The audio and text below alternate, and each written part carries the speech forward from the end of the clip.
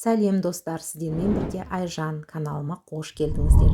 Сіздермен бүгін біз үй жағдайында бризоль жасайтын боламыз. Қажет заттар: фарш, пияз, қызыл бұрыш, қара бұрыш, тұз, жұмыртқа, помидор, кетчуп, майонез, сыр.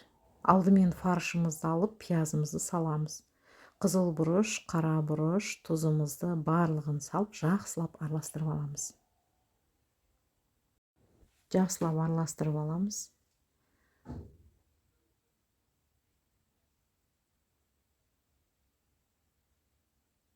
Бөліктерге бөліп шығамыз. Осылай менен 5 тал бөлік шықты. Енді пищевой пленканы жайып, үстіне су майды кішкене құйып жіберіп, осылай жайып шығамыз. Барлығын кезек-кезегімен осылай жайып аламыз.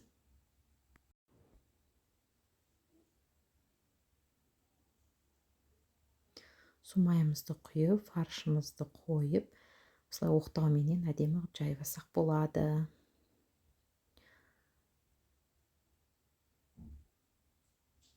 Табағымызды алып, үстіне бір жұмыртқамызды құйып, кішкене араластырып жібересіздер. Дайын болған фаршымызды әдемі қылып алып, бұл жерде жылдамдық керек. Осылай саласыздар.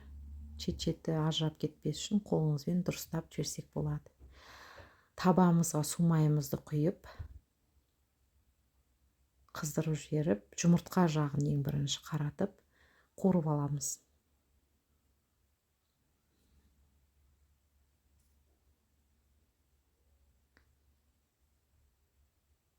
Келесі бетіне ақырын аударып аламыз.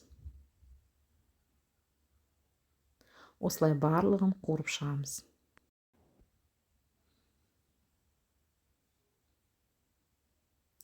Дайын болған жаңағы фаршымызды алып, помидорымызбен сырымызды бетіне қойып, осылай орап шығамыз.